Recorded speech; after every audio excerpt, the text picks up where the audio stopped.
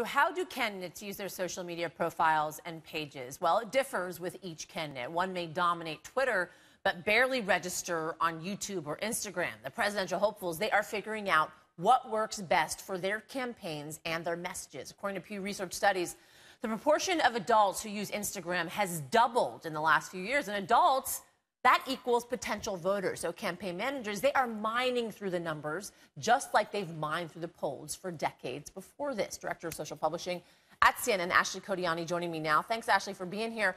Who has the most followers on Instagram as of today?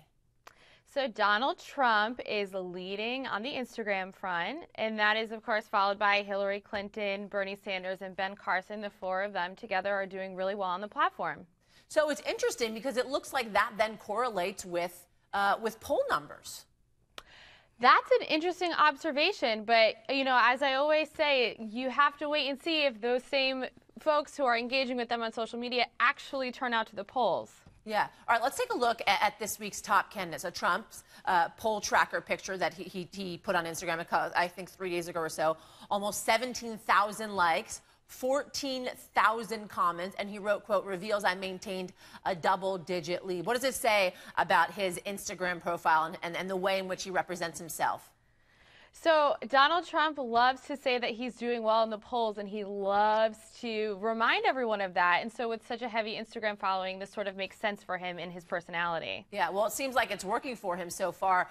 Bernie Sanders, he actually on Instagram put out a quote from the Pope 5 days ago, almost 22,000 likes, 506 comments. He said, do we realize that the system has imposed the mentality of profit at any price with no concern for social exclusion or the destruction of nature? And he captioned it, Pope Francis has forcefully reminded us that greed and the worship of money is not what human existence should be about. He's really trying to get to the people, it seems, and Bernie Sanders, he has that reputation.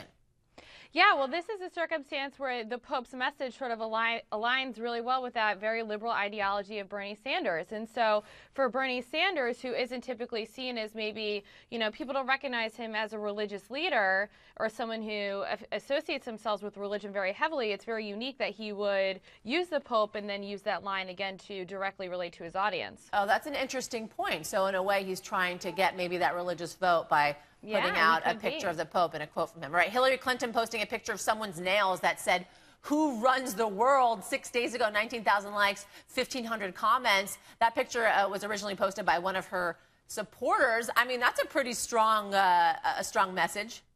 Yeah, I mean, hey, listen, she's rocking her girl Beyonce resharing this post. And so she's playing to the female vote right there. Yeah, and maybe the youth vote as well by playing off of Bey herself. All right, Ashley Codiani, thanks a lot for joining us. Hey, thanks so much for having me.